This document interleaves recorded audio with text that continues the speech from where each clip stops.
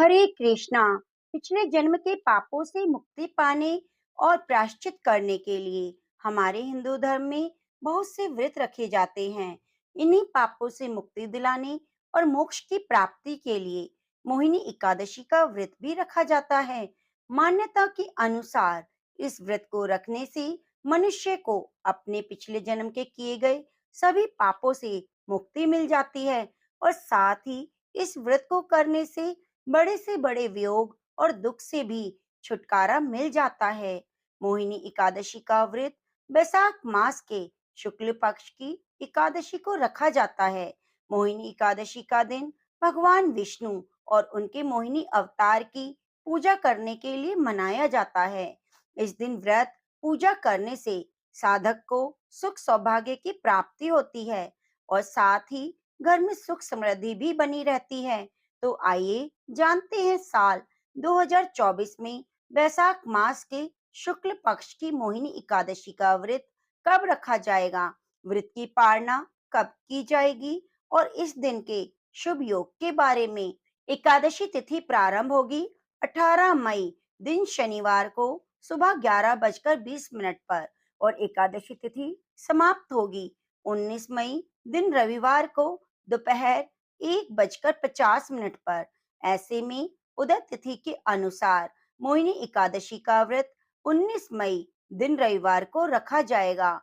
द्वादशी तिथि प्रारंभ होगी 19 मई दोपहर 1:50 से और द्वादशी तिथि समाप्त होगी सोमवार को दोपहर 3:59 पर।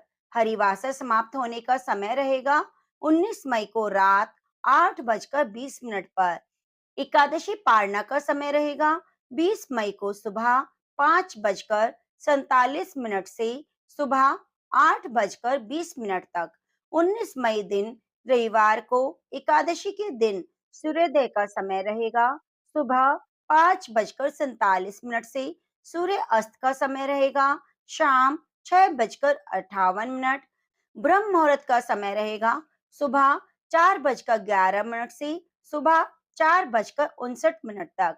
इस तरह रविवार 19 मई को मोहिनी एकादशी का व्रत किया जाएगा और भगवान विष्णु की पूजा करना बहुत ही लाभप्रद होगा। मोहिनी एकादशी का व्रत रखने वाले भक्तों को दशमी तिथि से ही एकादशी के व्रत के नियमों का पालन करना चाहिए। इस दिन सात्विक भोजन ग्रहण करना चाहिए।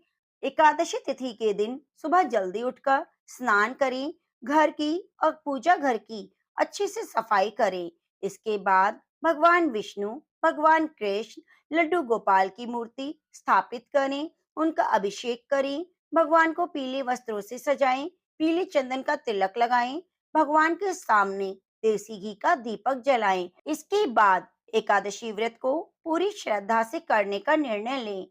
ओम नमो भगवती वासुदेवाय मंत्र का 108 बार जाप करें। इस दिन विष्णु सहस्त्र नाम का भी पाठ करें। भगवान को पंचामृत और तुलसी दल अवश्य अर्पित करें। ध्यान रखें, तुलसी एकादशी के दिन नहीं तोड़ी जाती। आप दशमी तिथि को ही भगवान की पूजा के लिए तुलसी ले लें। एकादशी के दिन तुलसी में जल भी अर्पित नहीं किया जाता।